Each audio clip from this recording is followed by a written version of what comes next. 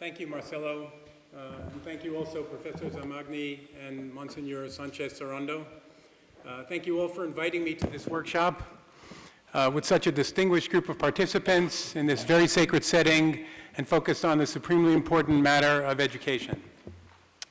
And good morning, Excellencies, Eminences, Academicians, ladies and gentlemen. To help inform and stimulate our discussions, I've been asked to offer some comments on the interplay of education with population health and demographics. Okay, I have three main sets of points to make. The first has to do with the rationale for devoting resources to education. The second has to do with policy approaches to educational progress. And the third has to do with the importance of education in the context of an aging world population. With regard to the first point, and as we've already heard there are a number of arguments that are traditionally made in support of devoting more public resources to education. Some of those arguments are moral, ethical, and humanitarian in nature.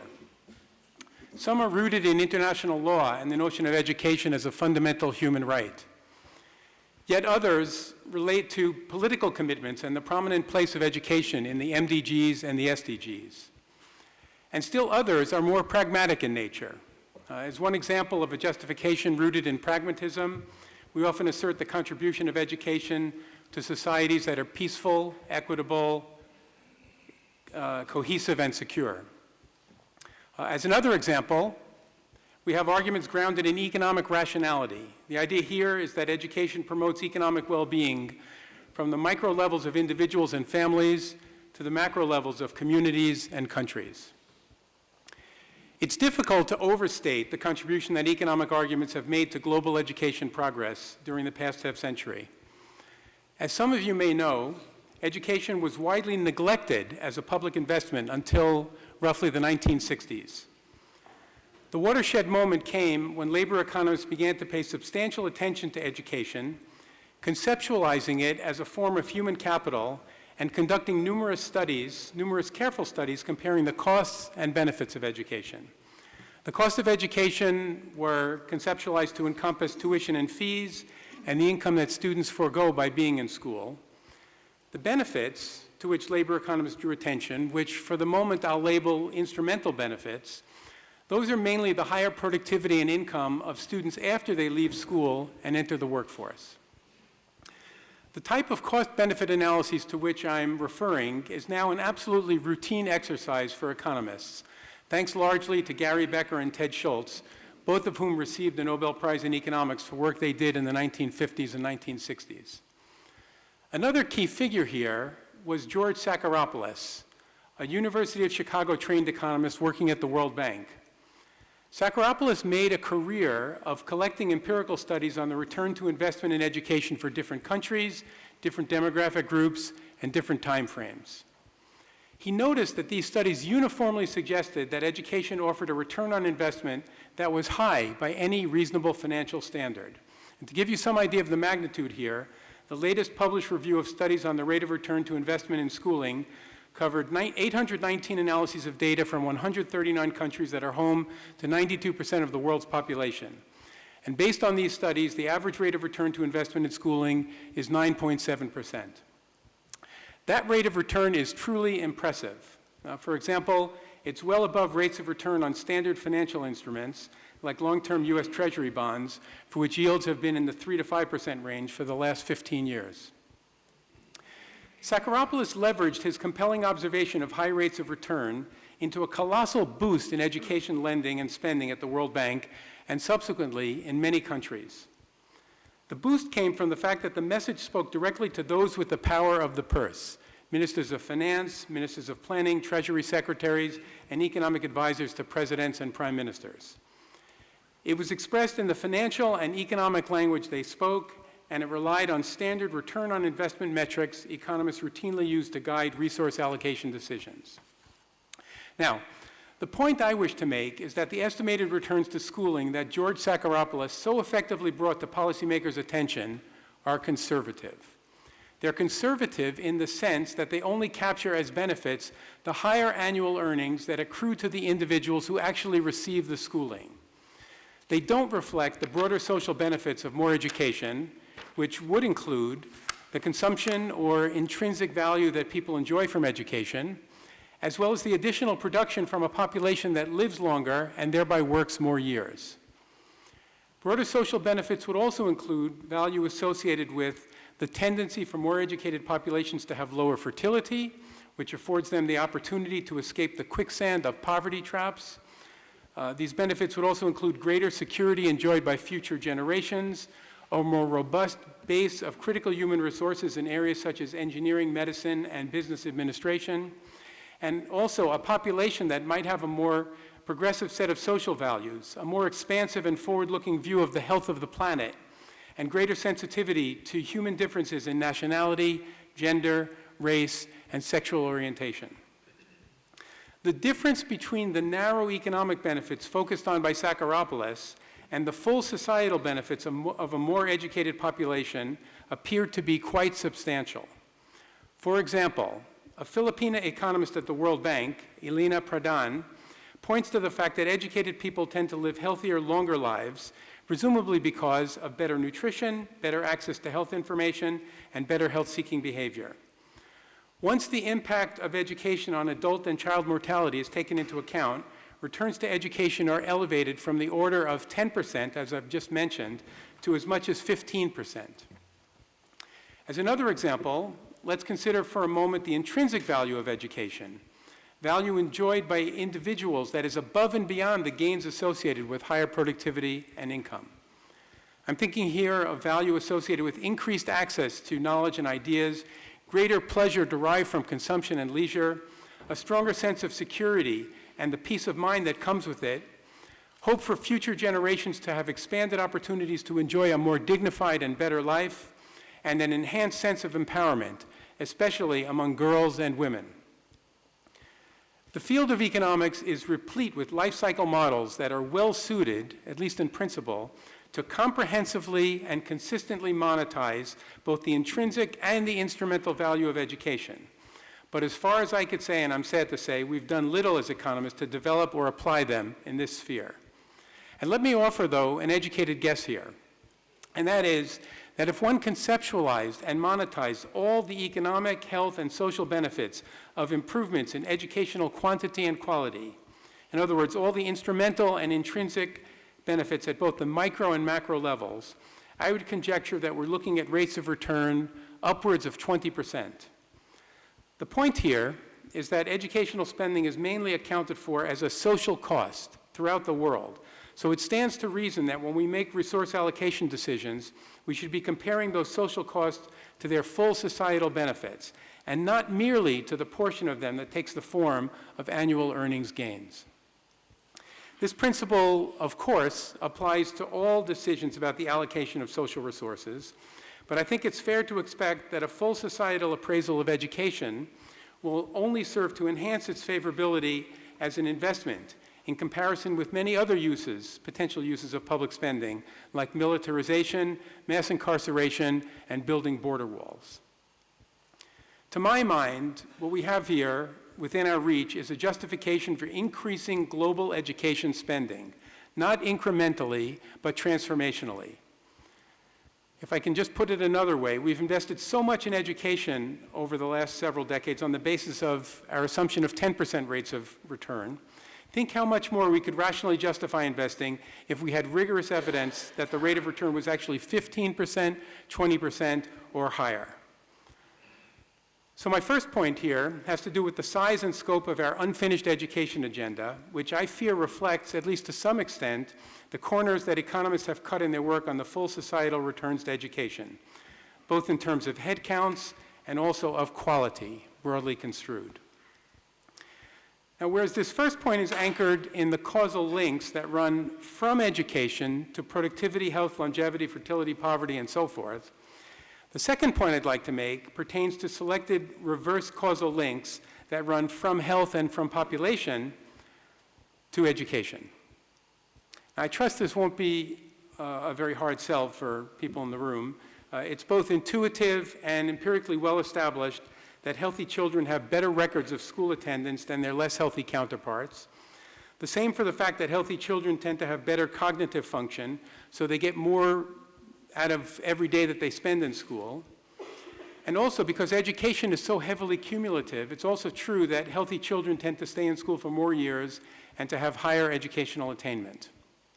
In other words, child and adolescent health strengthens the link between enrollment and attendance, it strengthens the link between attendance and learning, and it strengthens the link between attendance this year and enrollment next year. And I'd also highlight here the importance of work that connects investments in fetal health and early child development to health and economic well-being throughout the presumably lengthened life cycle. In 1990, the British epidemiologist David Barker hypothesized that factors such as low birth weight and premature birth contributed to hypertension and heart disease later in life. Since then, numerous studies have presented evidence indicating that early childhood health also affects subsequent physical and cognitive development, educational outcomes, and adult productivity. Let me turn now to the population side. And here, a key research finding is that improvements in child survival tend to promote more than proportionate reductions in fertility. Those reductions occur as couples realize they don't need to have so many children to reach their desired number of surviving children. They also occur as desired fertility diminishes with increases in the costs and opportunity costs of child rearing that naturally occur in the course of economic development. So to be clear, in addition to promoting lower fertility directly, education also promotes lower fertility indirectly through its beneficial effects on infant and child survival. Reduced fertility, in turn, allows economic units from households to countries to get out from under the often crushing economic burden of youth dependency and to raise their living standards through a mechanism known as the demographic dividend, in which education plays a particularly prominent role. And low fertility also enables families to invest more in the health, the education, and the future productivity of each of their children. I would also note here that fertility reduction is especially important to educational progress. Basically, trying to improve educational quality and quantity during periods of rapid population growth is like trying to run up an escalator that's going down. For anyone who has tried or seen this, you know that it's hard to do and somewhat hazardous. Similarly, educational progress is much less easily achieved when population growth is more rapid, a constraint that's ultimately relaxed by health improvements and further spurred by education gains. The key takeaway point here is that education and economic and human development are complex processes. The literature points powerfully to the presence of the kinds of feedback loops and cumulative causality I'm suggesting, whereby improvements in general health from gestation on lead to lower fertility, which leads to reduced population pressure and enhanced opportunities to increase educational quantity and quality, which further promotes health gains, fertility declines, and improved standards of living. Now, this description of the interplay among health, population, education, and living standards is more than just an interesting description or theory of development. It also has some important implications for how to catalyze and accelerate educational development. In particular, one key implication is that building and equipping schools, training teachers, and enrolling students is not the only, and may not be the best, way to promote educational advancement. For starters, that's because enrollment doesn't translate directly into education, and education doesn't translate directly into good education, which is often the real catalyst for engaged citizenship, emotional awareness and human sensitivity, and our tolerance of the other, along with enhanced potential for working collaboratively, productively, and innovatively. More importantly, because of the links between education and health, an efficient approach to promoting education may be to start by investing in child health. Think here of childhood vaccines against diphtheria, tetanus pertussis, measles, polio, pneumococcal disease, Hib, and rotavirus. There is rigorous and compelling evidence from settings ranging from Ethiopia to India and the Philippines to Vietnam, indicating that vaccines promote well-being, not just by protecting children against infection by different pathogens, but also through the education pathways of school attendance, educational attainment, and engaged learning. Now, I've used the example of childhood vaccines here, but the logic applies equally well to other health interventions, like investments in prenatal care and nutrition, and strengthening primary health care facilities and their links to other parts of the health system. Investments in safe water and sanitation are also important, especially in schools. For example, I suspect that the drop-off in secondary school enrollment rates among girls is at least partly driven by the absence of functioning toilets and running water in their schools as they mature and begin to menstruate, which often leaves girls exposed to humiliation and harassment that they can best avoid by staying home. My advice then is to not limit ourselves to direct approaches to educational development. Rather, we should take advantage of our modern understanding of development processes as complex dynamic systems and be cognizant of the education gains that one can deliver by focusing on a balanced portfolio of policies that also include general health and reproductive health. At a minimum, this will require getting ministers of education working more cooperatively with ministers of health and ministers of finance to understand that their interests are aligned more closely than they otherwise might think. I'm reminded here of another, also supposedly African proverb, which advises, if you want to go fast, go alone. If you want to go far, go together. Let me now turn to my third and final point. It has to do with education's ability to offset some of the societal risks associated with population aging, which has become the dominant demographic trend of the 21st century. I'm thinking here of both the potential of education to boost the productive capacities of middle and old age adults who may have missed out on schooling earlier in life. And I'm also thinking of the potential for pre-primary, primary, secondary, and tertiary education to enhance the productive capacities of shrinking workforces in the years to come. Never before in human history have such large numbers of people reached ages 65 and over. That's the conventional old age threshold, certainly among demographers. We expect to add 1 billion older individuals in the next 3 to 4 decades, and that's atop the more than 700 million older people we have today. This aging phenomenon reflects increasing longevity and the progression of large-sized cohorts to the older ages. Now, we often think of population aging as a rich country phenomenon, but the sharpest growth in absolute and relative numbers of older people will occur in middle-income countries. In addition, the fact is that every country in the world is experiencing population aging, with one possible exception, which is coincidentally the Vatican, a reflection of the fact that the Holy See doesn't share data on the demographic contribution here with the UN. Population aging is closely connected to our global deficit in education. Globally, in comparison to the 8% rate of illiteracy among adolescents and young adults worldwide, illiteracy rates are nearly twice as high among 25 to 64-year-olds and 3 times as high among those aged 65 and over. This is mainly a reflection of school enrollment rates in the past being lower than they are today. The gaps will naturally diminish over time, but that will take decades. One set of issues, then, is whether and what we can do to accelerate the process of remediation.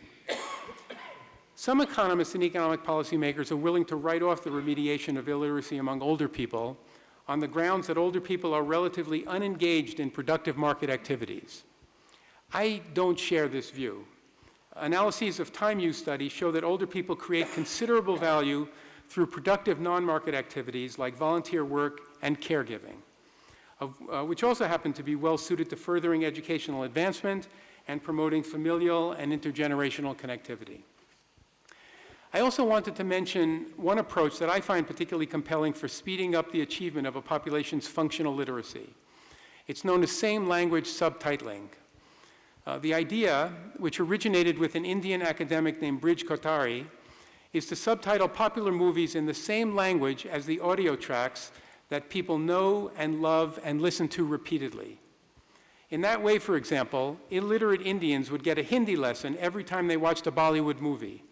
It's a low-tech and low-cost idea, but closely attuned to local culture, beneficial for all age groups, and it seems to be delivering astonishing results thus far. Let me offer one further thought here, which has to do with the alarm bells that are ringing around the world because of population aging. Some of those alarms relate to expected downward pressure on economic growth due to labor and capital shortages. Others involve the strain on government coffers associated with the rising cost of pension liabilities and of health, the rising cost also of health and long-term care due to expected growth in the incidence and prevalence of chronic diseases. Various sets of responses could cushion the economic burden of population aging over different time frames. These include reforms of health and pension financing, raising the legal age of retirement, and relaxing institutional and attitudinal barriers to international migration. I also see wider and deeper investments in the human capital of today's children and adolescents as a first-order response to the challenge of population aging. It's a first-order response in the sense that educated and healthy workers are, in productivity terms, effectively 1.x times their less educated and less healthy counterparts. To put it slightly differently, educational progress will be magnified in its social value by its contribution to addressing the ubiquitous challenge of population aging. To close now, I'm reminded of a realization that my colleague and co-author Joel Cohn had as he finished his celebrated 1995 book entitled, "How Many People Can the Earth Support?" Joel was contemplating, as he finished the book, he was contemplating pathways for humanity to escape the consequences of widespread poverty, environmental degradation, and social injustice associated with rapid population growth. He identified three approaches. First, the bigger pies approach, which directs us to the use of technology and resources to produce more. Second, the fewer forks approach, which says we should expand access to reproductive health services to reduce unwanted fertility and slow population growth. And third, the better manners approach, which says eliminate violence and corruption, improve the operation of markets and government provision of public goods, reduce the unwanted after effects of consumption, and achieve greater social and political equity between young and old, male and female, rich and poor. To Joel's credit, he also spotted the fact that all three approaches are supported by providing the world's children with the equivalent of a high-quality primary and secondary education, whether through formal schooling or by alternative means. In other words, education simultaneously promotes bigger pies, fewer forks, and better manners. So just hearkening back to what Marcella said at the outset, the bottom line here is it's true that with regard to educational progress, the world has accomplished a great deal in recent decades. But the unfinished agenda is also significant, and I'm pleased to be taking part in this effort to add some fresh thinking to the nature, the rationale, and the contours of another push forward. Thank you.